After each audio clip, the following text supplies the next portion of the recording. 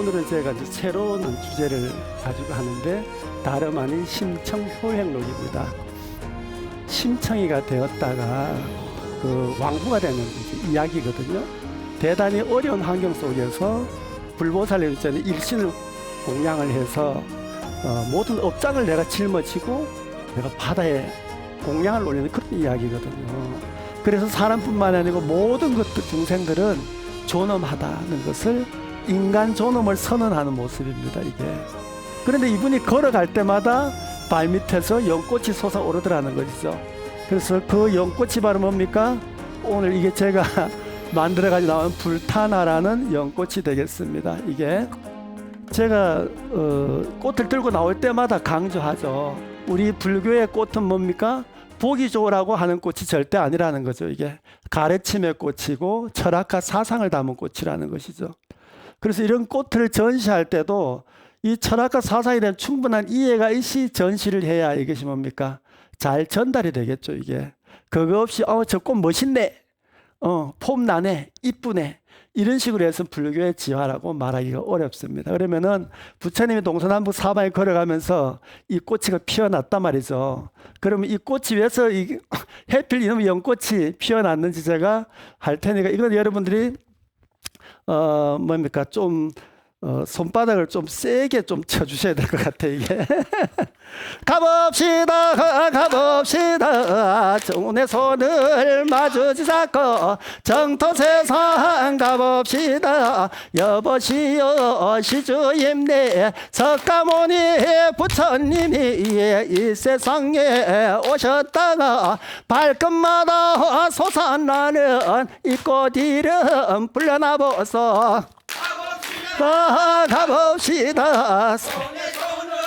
마주잡고 정토세에 가봅시다. 이 꽃 이름 부르자니 상행의 꽃이라지. 상행의 꽃은 어느 보살 가꾸던고 상행보살이 가꾸시니 상행보살 설법할 때 이 세상의 모든 중생 존엄하이니 이상세계 이루고 석가열의 가르침이 제 아무리 높다 해도 모두 이루라고 불도무상 서원성에 설법을 하는구려. 손에 손을 마주잡고 정토세행 가봅시다. 여보시오 시주임네 이 꽃 이름 또 부르면 무변행의 꽃이야지. 무변행의 꽃은 어느 보살이 기르든고 무변행의 보살님이 무변행의 꽃을 키우고 중생을 제도할 때 여보시오 시주임네 여러분들이 무상불도를 이루자면 하나하나 배워가서 84,000 무진의 법문 깨달음을 얻어서 법문이가 무한하다 하더라도 그 공부에 정진을 개걸리 하지를 말라. 법문무량 서원하에게 설법을 하였네요. 손에 손을 마주잡고 정토세상 가봅시다. 여보시오 시주임네 이 꽃 이름 드러나보소. 이 꽃 이름 부르자면 정행의 꽃인데 정행의 꽃거이는 어느 보살이 기르든고 정행보살이 기르시니 정행보살 설법할 때 이 세상의 모든 중생 탐진치를 끊어야지. 지세상의 모든 중생 욕심이가 지나치고 분노와 어리석음 쌓였는데 그 마음을 씻으라고 번대무진 소원단에 설법을 하는구나. 가봅시다. 가봅시다. 손에 손을 마주 잡고 도세상 가봅시다. 여보세요 시주임네 이 꽃 이름 드러나 보소. 이 꽃 이름 무엇인고. 알리팽의 꽃이라지. 알리팽의 꽃은 어느 보살 기르든고. 알리팽의 보살님이가 기르실 땐 알리팽 보살님이 설법을 하는데 사바 세상을 둘러보이니 어떤 중생은 검은 피부, 어떤 중생은 누렇고, 어떤 중생은 희어세니 중마다 색깔도 다르고 사는 모습도 다르고 형상도 다르고 국가가 또 다르고 종교도 다르고 사상 철학도 다른데요. 무변하고 한량없는 다양한 저 중생들을 모두 제도하리라고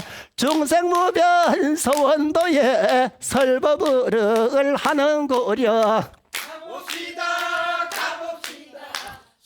손을 마주 잡고 가봅시다 가봅시다 우리 모두 손을 잡고 석가열에 설법하는 불국정토로 가봅시다. 손에 손을 마주 잡고 장 가봅시다. 여보세요 시주임네 이 꽃 이름 드러나 보소. 불족적의 꽃이라니 불족적의 이 꽃은 어떠하신 꽃이든고. 석가열의 부처님이 청정법신 다으리고 청정법신을 가슴에 담으시고 천대각하신 몸으로 나타나서 이 세상에 오셨다가 80년을 머무시고 49년 설법하여 일체 중생 제도하던 그 가르침에 흔적을 배우자고 불족적을 마련하니 여보시오 시주임네 석가열의 몸으로 화신은 가고야 없더라도 석가모니 부처님의 청정법신을 갈구 닦아 일체 중생 모두가 성불하라는 불족적의 꽃이라지요. 손을 마주 잡고 정토세계 가봅시다. 성불하십시오. 뭐냐면은 이거는 아무리 강조해도 지나치지 않는다. 뭐 서양식 문법이 아니더라도 부처님께서 이 땅에 오셔서 인간의 존엄을 설법한 것은 정말로 너무너무 중요하죠. 그게 그런 와중에서 우리 그 BTN을 보고 계시는 불자 여러분들께서는 부처님의 형상을 원래는 만드는 것이 부처님의 교리에 딱 맞지는 않습니다. 원래 부처님께서는 형상을 만들고 막 그 짐승을 잡아서 막 고사 지내고 이러던 브라만에 대해서 상당히 부정적인 시각을 가지고 계셨어요. 그래서 원래는 형상 짓는 것을 부처님께서는 좋아하지는 않으셨습니다. 그런 나중에 청정법신 자체는 형상을 지을 수가 없겠죠. 그래서 나중에 처음에는 부처님이 열반하고 나니까 부처님을 추모하고 그분의 가르침을 배워야 되겠다는 생각들을 많이 하게 됩니다. 그런 와중에서 나타난 것이 불족적 신앙입니다. 부처님의 발자국 형상을 만들어 놓고 예경을 올리던 것입니다. 그래서 이것이 꽃으로 만들었던 것이 바로 불족적 화입니다. 이거하고 7개 연꽃을 해놓으면서 불탄화, 탄생계를 이제 개송하는 거죠. 자, 불탄화 해볼까요? 불탄화. 그렇죠. 불탄화, 부처 불자에 탄생할 탄자, 부처님이 탄생하실 때에 개성을 얻고 인간 존엄을 설법한 꽃이다라고 이제 여러분들 이해하시면 되겠습니다. 자, 여러분들 궁금한 거를 이제 저희한테 물어보는 문답 설법 시간이 되겠습니다. 그래서 심청효행록이나 제가 설명드린 것에 대해서 궁금한 게 있으면 아무거나 좀 질문을 해주시기를 부탁드립니다. 절에 오시면 여러분들 있잖아요. 그런 어떤 속담이 있죠. 절에 온 뭡니까? 새댁이라는 말이 있죠. 그죠? 절에 온 새댁이. 그럼 부처님께서 하신 다름이 아니라 절에 와가지고 스님이 하자는 대로 그냥 요래 절하세요. 요래 절하고 뭐 그냥 다 이렇게 있다가 간단 말이죠. 그런데 여러분들이 공부하시다 궁금한 거라든가 이런 것들은 여쭤봐야 됩니다. 여러분. 그리고 법회가 스님의 일방적인 강의로 끝나가지고는 그게 여러분들 좀 더 아쉬운 점이 있죠. 물론 스님들 혼자서 이제 이렇게 말씀하시는 것도 의미가 있는 법회지만은 우리가 서로 묻고 답하고 그 와중에서 여러분들이 신심도 정장되고 또 뭐냐 하면은 불심도 좀 더 깊어지고 스님들도 긴장하게 되죠. 그다음 법회장에 있을 때는 누가 질문하겠는데 내가 대답 못하면 어떡해. 공부도 좀 더 열심히 하게 되지 않겠습니까? 그래서 여러분들이 저는 좀 질문을 했으면 좋겠다는 생각을 가지고 있습니다. 그래도 미리 짜고 하면 또 안 되겠지. 미리 짜고 뭐 내가 이래 물으면 뭐 물어주세요. 내가 대답할게 이러면은 좀 실감 없다. 그죠? 그래서 여러분들이 질문했을 때 제가 몰라가 좀 땀을 뻘뻘 흘리고 긴장도 하고 이래야지 이게 뭡니까? 법회장의 긴장감이 살아있고 그렇습니다, 여러분. 자, 그럼 오늘은 질문 없는 걸로 제가 이해를 하고 넘어가도록 하겠습니다. 그리고 나서 이제 도창의 시간입니다. 도창은 무엇이냐 하면은 이끌도자에 이제 소리를 하면서 이제 하는데 오늘은 뭐냐 하면은 이 도창을 하기 전에 우리가 몇 가지 궁금증을 좀 풀고 가야 되거든요. 다름 아니고 아니 심청과 심청전 뭐 이런 거는 내가 들어봤는데 뭐 심청회행록은 내가 듣도 보도 못했는데 뭐 저 스님이 전에 나와가지고 또 저렇게 말씀하고 계시지 이런 생각들을 하고 있거든요. 그래서 오늘은 실제는 이제 한 시간도 부족하죠. 이 설명을 듣기가. 그러는데 중간에 이제 전문가를 청해가지고 강의를 간강이라면 사이간자에 강의할 간자인데 그 분야의 최고 전문가를 이제 원래 청하는 시간이 됩니다.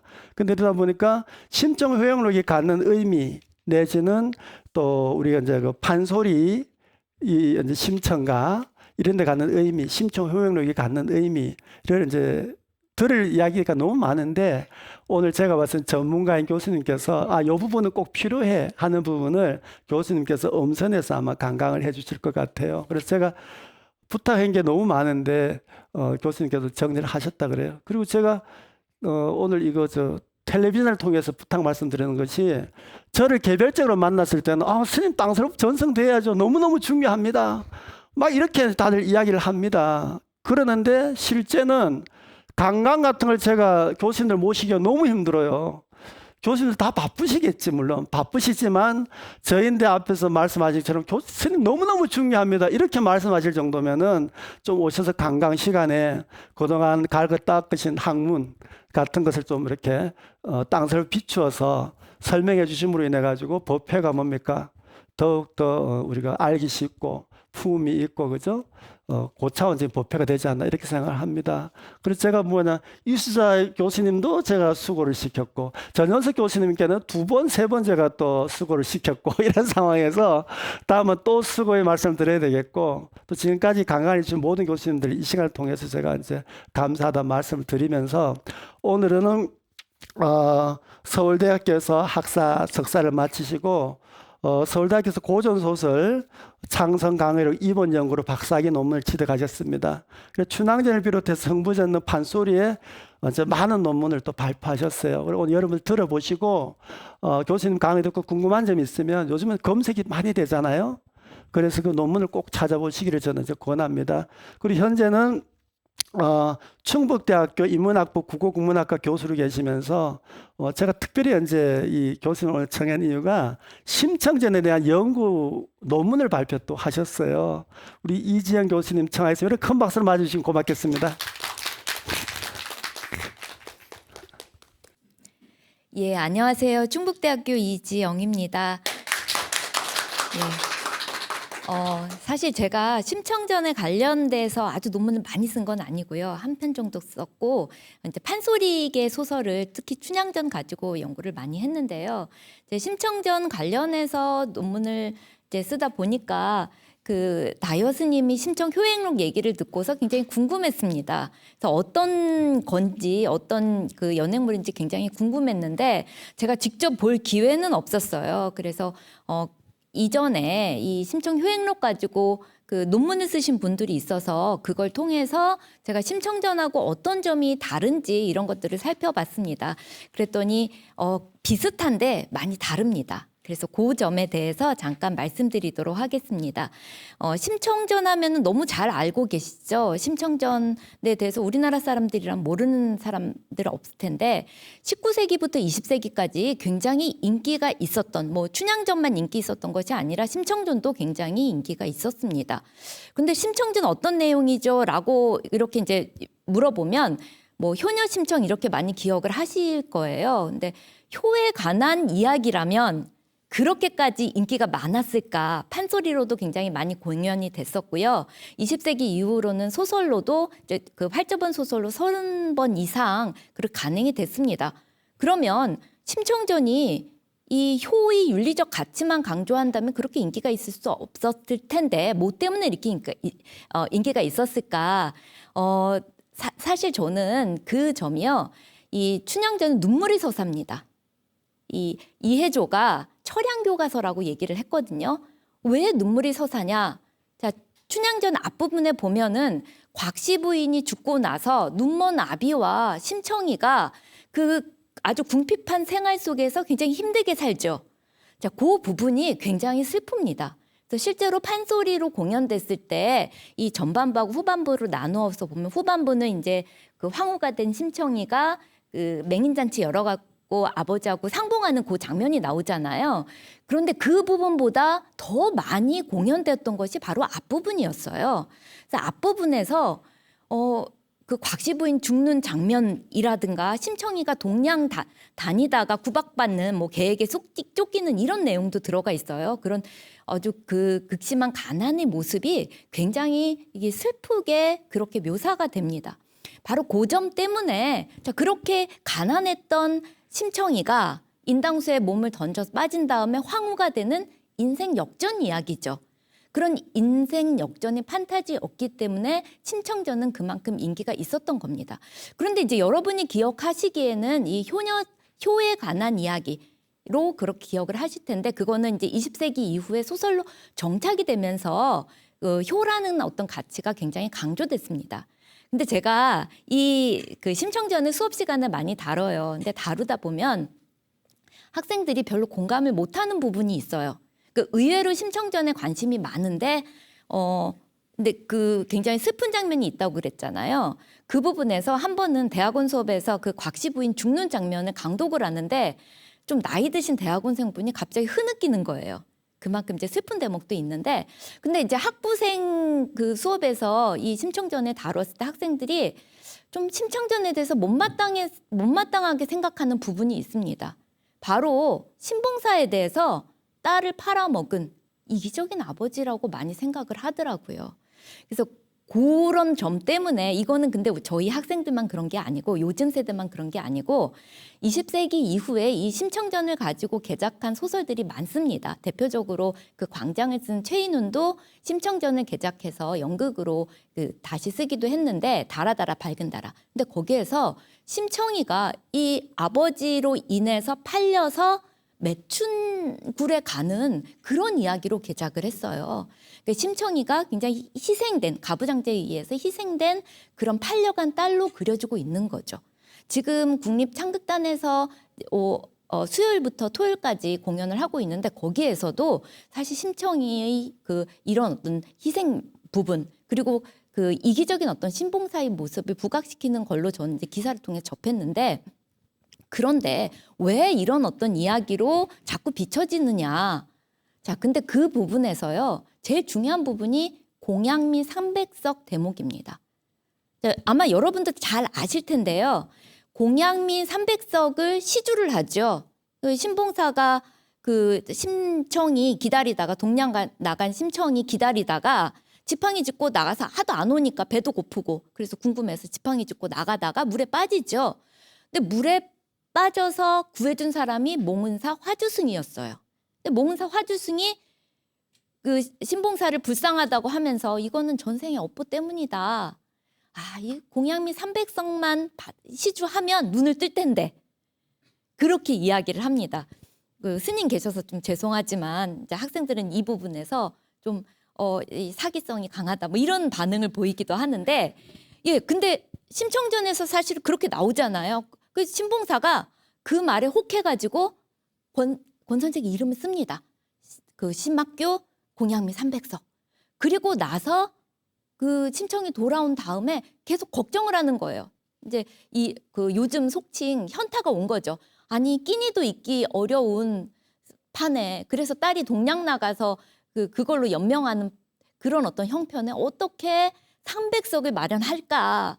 내가 근데 이거 300석 부처님한테 약속했는데 이 약속 못 지키면 벌을 받겠다. 막 그 걱정하는 대목이 판소리에서 굉장히 현실적으로 그려집니다. 아버지 걱정하는 모습을 보고서 심청이가 묻죠. 그러니까 신봉사가 얘기를 합니다. 이러이러한 일이 있었다. 그러자 심청이가 아버지 걱정 마세요. 어떻게든 제가 300석 마련할게요. 그리고 나서 이제 그 심청이는 나름대로 어떻게 300석을 마련할까 고민을 하는데 그때 마침 남경 상인들이 그 인재수를 그 구한다는 그러니까 사람 재물을 구한다는 그 얘기를 듣게 되죠. 그래서 자기 몸을 팔아가지고 인당수에 빠져 죽게 됩니다. 근데 바로 요 대목에서 요즘 사람들이 생각하기에는 이제 19세기에는 요 대목 가지고 정말 효녀다. 감동적이다. 이런 반응을 보였지만 요즘 사람들은 바로 이 부분에 대해서 굉장히 그 신봉사를 부정적으로 봅니다. 신봉사는 무능력하고 이기적인 아버지 때문에 딸이 팔려간 거잖아요. 또 그 판소리에 보면은요. 심청이가 팔려가면서 이웃집 처녀들한테 너희들은 좋겠다. 좋은 부모 만나서 이런 대목이 있는 이본도 있어요. 그러니까 심청이가 굉장히 불쌍하게 보이기도 합니다. 그런데 제가 다여 스님의 심청 효행록을 보니까 이런 내용이 없더라고요. 물론 심청 그 연홍장으로 나오죠. 다여 스님이 심청 효행록에서는 주인공이 연홍장으로 나오는데요.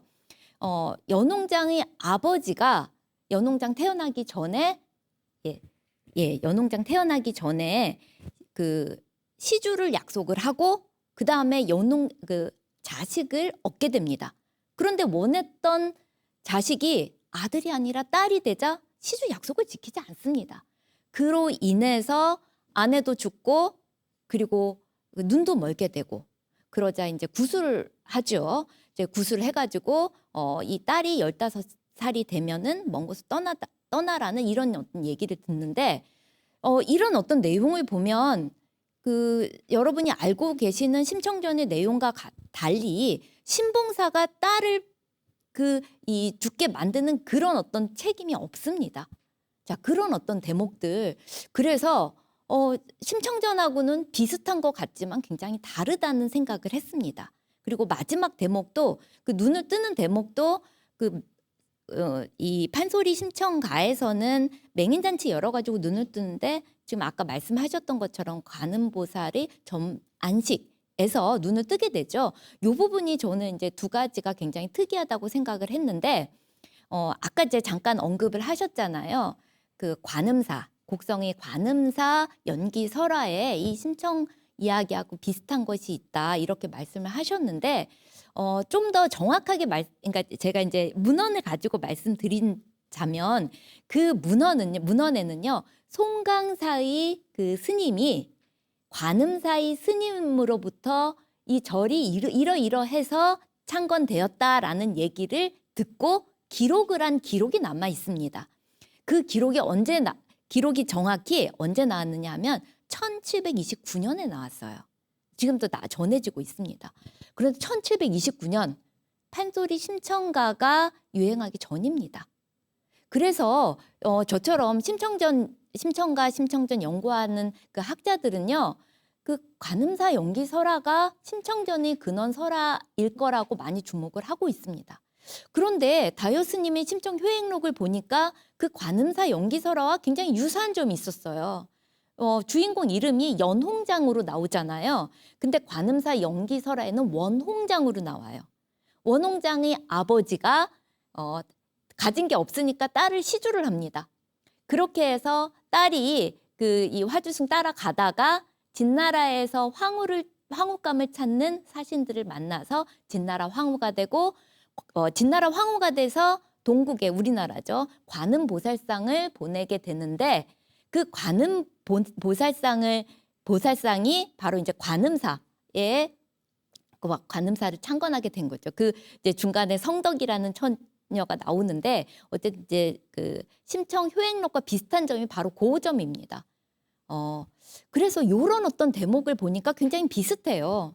그러면 그동안 심청 전의 근원설화로 이야기됐던 관음사 연기설화와 지금 다이어스님의 이야기가 심청 효행록 이야기가 비슷한데 조금 비판적으로 생각을 하자면 그러면 관음사 연기설화 같은 설화가 계속 전승되었고 이제 다이어스님의 그 심청 효행록은 기존의 심청가 워낙 이제 심청전 유명하니까 그 이야기를 갖다가 아마 만든 거다 이렇게 생각할 수도 있죠.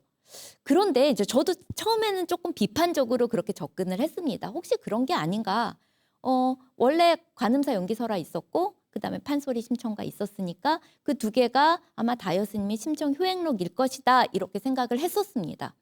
그런데 바로 지금 제가 설명해 드린 부분 심청 효행록 다이어스님의 심청 효행록에서 연홍장이 그 인당수 빠지는 대목이 있거든요. 그 인당수 빠지는 대목에서 그 집안의 안녕과 평화를 위해서 속죄의 의미로 스스로 희생이 됩니다. 근데 저는 그 부분이 삼국유사 이제 불교 설화 굉장히 많습니다. 삼국유사에 수록돼 있는 불교 설화와 굉장히 유사한 점이 있더라고요.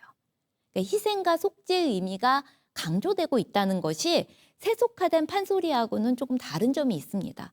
그래서 저는 이 다이어스님이 그 심청 효행록이 이전부터 계속 전승되어 왔던 연홍장, 원홍장 어쨌든 주인공 이름이 비슷한데 구전되다 보면 이름이 조금 바뀌기도 하거든요. 근데 그런 연홍장 설화의 이야기가 원래부터 전승되고 있었고 이것이 판소리 심청가 형성에 영향을 준 것이 아닐까 그런 어떤 생각을 하게 되었습니다. 사실 아까 말씀드렸던 것처럼 제가 논문으로만 그 줄거리를 접해가지고 직접 본 적이 없는데 오늘 다이어스님이 심청 효행록 그 공연을 보고 좀 제가 생각하던 것이 맞는지 심청 효행록과 심청가가 어떻게 다른지 그런 것들을 좀 확인해 보고 싶습니다. 여러분도 같이 확인해 보시면서 그 각고 다른 점을 생각해 보시면 좋을 것 같습니다. 감사합니다. 네. 아까 교수님께서 말씀하신 것이 이제 옥과현이라는 어떤 그 지명을 나타내죠. 성덕산이라는 산이 있고 거기에 관음사라는 절이 있는데 거기에 이제 그 절의 창건 유래를 적어 놓은 것이죠. 아까 교수님께서 말씀하신 것처럼 1729년에 관음사라는 절에 계시던 우한자라는 스님이 백매자라는 선사 스님에게 들려준 것, 그 이야기가 이제 관음사 창건설화를 해가지고 현재 송강사 성보박물관에 보존되어 있습니다. 그래서 이제 제가 이제 이 땅설법은 뭐냐면 제게 아닙니다. 이게 땅설법은 제가 주제가 한 200가지 정도 되거든요. 그러면 예를 들어 가지고 이제 가장 긴 게 이제 신중신 일대기입니다. 그거는 한국형 하엄경 입법계품입니다. 그래서 하엄경의 입법계품은 선제동자가 53부를 찾아가는 과정인데 신중신 일대기 역시 중국이나 뭐 이제 좀 인도적인 어떤 선지식을 찾아가는 것이 아니고 거기가 뭐 성봉산이라든가 뭐 이런 산들이 나오면서 해운비구를 찾아갔다, 뭐 덕운비구를 찾아갔다는 건 이제 나오죠. 그런데 땅설법의 신중신 일대기는 전국을 찾아다닙니다. 근데 우리나라의 민속의 뭐 예를 들어 스님도 찾아가고 무속인도 찾아가고 귀신 가두는 사람도 복제도 찾아가고 주막도 찾아가고 이러한 것들을 53분을 찾아가는 이제 이야기가 신중신 일대기입니다. 그래서 이거 같은 경우에는 한 6개월 정도 해야 될 정도 분량입니다. 한 가지를 가지고. 왜냐하면 그걸 다 구현을 하면서 해야 되기 때문에. 그 지역에 연희도 하고 막 이런 식이죠. 그리고 한 200가지 되는데 중요한 거는 이게 이제 땅설법의 이제 그러니까 그 주제들이죠. 레파토리라 봐야 될 것 같습니다. 이게. 그래 너무 많다 보니까 저는 어려서 배운 걸 자꾸 까이자 먹는 형태 요새는 자꾸 잊어버리고 하고 나서 아, 내가 그거 빼먹었네. 막 이런 어떤 것들에 대해서 아쉬움을 이제 많이 토로하죠. 그래서 이제 땅설법에 대해서는 여러분들이 될 수 원전을 많이 좀 기록했다가 연구를 하는데 보탬이 됐으면 좋겠다 이런 생각을 합니다. 그래서 이제 아까 교수님께서 충분히 말씀하셨는데 그 충청도 대흥면이라는 것이 옛날에 있었다는 대흥현이라는 곳이 그곳에 이제 뭐냐면은 아버지 홀아버지하고 딸이 살았는데 아버지 이름은 원 뭡니까 양이고 딸은 홍장이었다 그렇게 이제 얘기가 나오죠. 그러다 보니까 이제 그 아버지가 어느 날 홍법사라는 절에 계시는 성공이라는 스님을 이제 만났죠. 그 지금 심청전하고 비슷합니다. 그래서 시주를 하기로 하고 왔는데 이 딸이 아버지가 약속을 해서 할 수 없이 팔려가죠. 팔려가야 되겠는데 그래서 이제 그 딸내미가 소랑포라는 어떤 그 작은 이제 포구에 갔다니까 중국 진나라에서 온 큰 배가 두 척이 오다니까 거기에서 비단의 검은 보화를 내려주고 뭡니까 저 딸내미 그러니까 홍장이를 데리고 가가지고 중국의 진나라의 황후가 됩니다. 그리고 거기에서 뭡니까 53불 부처님 500나한 그리고 나서 이제 그 500성중 16나한이라 하죠. 그런 것들을 불상을 조성해 보냈더니 그 불상은 뭡니까 감노사라는 절 앞 포구에 닿아가지고 감노사라는 절에다가 모시고 또 그다음에 뭐냐 불상하고 불탑을 보내가지고 홍법사이라는 절에도 또 모시고 그리고 나서 마지막에 관세음보살님 덕분에 내가 중국의 왕후가 되었어. 그래서 관세음보살님 원부를 만들어서 또 보냅니다. 그걸 보냈는데 바로 성덕이라는 처녀가 짊어지고 가서 지금 곡성 관음사에다가 모시고 관음사가 생겼다. 이제 이런 이야기가 되겠죠.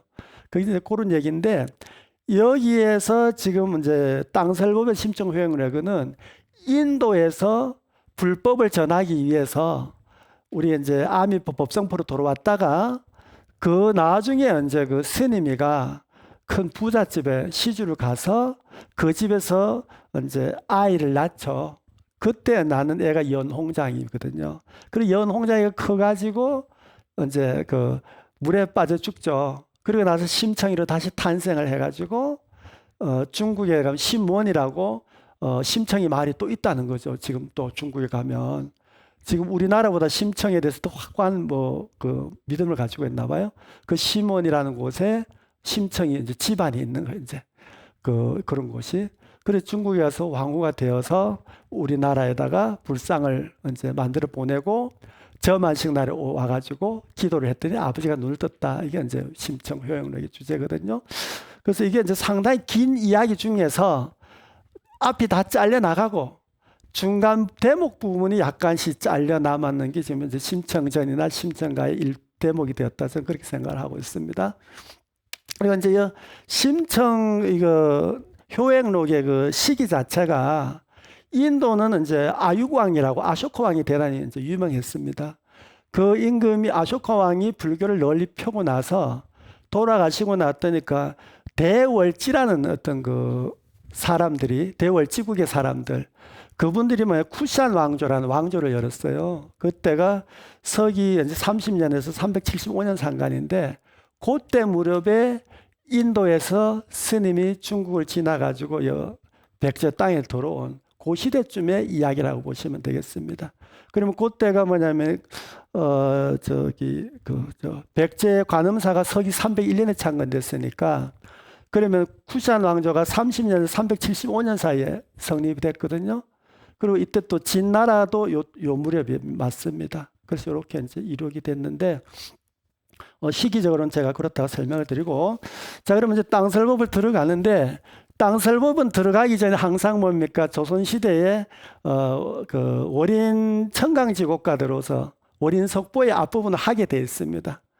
그래서 이제 안락국 태자경이라든가 태자수단화경, 그 다음에 심청호행로, 목련존자 일대기, 이런 것들은, 그 다음에 이제 아유광의 아쇼카 왕의 아들이 눈이 멀은 이야기가 있어요. 그 이야기가 있습니다. 그 부인의 어떤 그 거짓말로 인해 가지고 아버지가 아들의 눈을 멀게 한 이야기가 있습니다. 그게 바로 이제 그 아유광의 그 이야기인데, 아유광은 그 아들의 이야기입니다. 그러니까 아유광 태자인 법익 괴목 인형경이라는 그 경이 있어요. 그것도 땅설법의 하나입니다. 그리고 아쇼카 왕이 노무나 눈이 아름다운 자신의 아들의 눈을 멀게 한 그러한 이야기의 인연 이야기인데, 이것도 석보상절의 일부 비슷한 이야기가 전해진다고 이야기를 합니다. 그래서 그러한 게 있는데, 제가 그런 것들을 또 할 때는 앞에는 월인청강지고 앞대목을 좀 하고, 그 다음에 나서는 이제 용비어청가도 일부를 하고, 이런 식이 됩니다. 자, 그럼 제가 오늘 조금 하도록 하겠습니다. 자, 월인청강지고 앞부분을 조금 하고 넘어가겠습니다. 세존의 일을 말씀해서 올리기겠사오이네.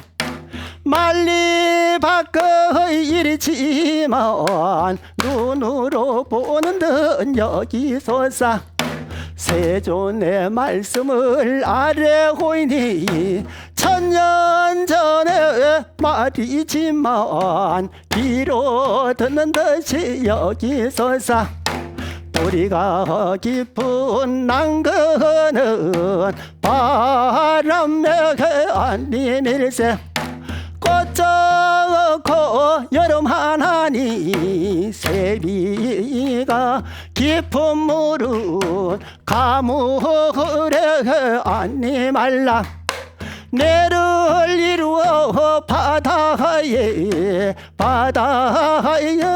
이르니라. 여보시오 시주님네 망고효녀 연홍장이 관세음보살님의 갑티로서 심청이 되고 왕후가 되어 눈먼 아버님 눈을 뜨는 심청효행록을 드러나보소. 심청효행록을 드러나보소. 감사합니다. 그래서 뭐냐면은 석가모니 부처님께서 말씀하신 것들이 뭡니까? 아주 엄청 먼 것이 인도죠, 그죠? 그래서 세존은 석가모니 부처님입니다. 세존님께서 그 하시던 일을 내가 말씀을 드리는데 수만리 밖에 인도의 일이지만은 뭐냐면까 눈으로 보는 것처럼 여기시라. 월인청강지곡의 앞대목입니다. 그러면 현장감 있게 잘 생각하는 뜻이겠죠. 또 다음에 뭡니까? 세존 부처님께서 하신 말씀을 내가 여러분께 말해 드릴 테니까 그 수천 년 전의 말이지만 지금 귀로 듣는 것처럼 여러분 생각하세요. 이게 이제 월인청강지곡의 앞부분입니다. 그래 놓고 나서는 효에 관련된 것이기 때문에 뿌리가 깊은 나무는 바람에 흔들리지 않기 때문에 꽃이 좋고 여름 하나니 열매 여름 한다는 말이 있어요. 그 열매라고 표현하는 분도 있는데 열매가 아니고 맺힌다는 의미가 있습니다. 그게 그전에 어른들이 올해 꽃이 폈는데 여름 할라는지 이런 말 하시거든요. 여름 할라는지. 그래서 제가 어떤 데 보면은 그 국문학자분들이 여름을 열매라고 표현한 분들이 있더라고요. 해서 근데 맞기도 하겠지만 여름, 꽃 여름하다, 꽃 얼금하다 이런 말 있거든요. 얼어버리는 것을 맺힌, 그리고 맺힘을 한다. 꽃이 좋고 맺힌다, 열매가. 꽃은 펴도 열매가 안 맺힌 수가 있거든요.